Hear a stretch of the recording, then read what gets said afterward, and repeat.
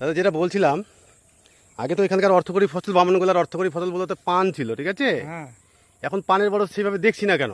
পানের বরজে মানে পানের বরজে এখনো যে মরে যাচ্ছে, তারপরে পাইকার টাইকার নাই, পান নিচ্ছে না। বাজার সেভাবে নাই নাকি? না। আচ্ছা আচ্ছা, এখন যদি ওই 300-400 টাকা বড় পান বিক্রি করতে হয়, তাহলে কি করে চলবে? সেই সেই সেই একটা পাটের মজুরি হলো 300, সেই এক পণ সরের দাম হলো 200, হুম হুম। তাহলে দিন একটা লোকের জন্য 500 লাগছে, তো 500 তো বাইরে হয় না ওখান থেকে।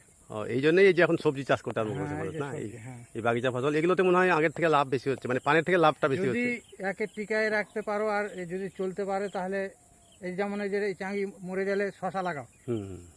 মানে শশা- এরপরে আরেকটা চলবে, হ্যাঁ, শশা মরে যাওয়ার পর কপি টপি বেগুন টেগুন যা লাগাও, সব লাগানো যাবে, হ্যাঁ, মানে চলতেই থাকবে। চলতেই থাকবে। আর মাটিতে তো প্রচুর জৈব সার রাসায়নিক সার আছে, উর্বর হয়ে আছে হ্যাঁ, মাটি। ওতে তো অসুবিধা হয় না। হুম হুম। ঠিক আছে, ভালো লাগলো শুনে। এভাবে আপনারা এগিয়ে যান আর সব কৃষকদের হ্যাঁ, অনুপ্রাণিত করেন, ঠিক আছে। তাহলে ভালো হবে। হ্যাঁ, ঠিক আছে।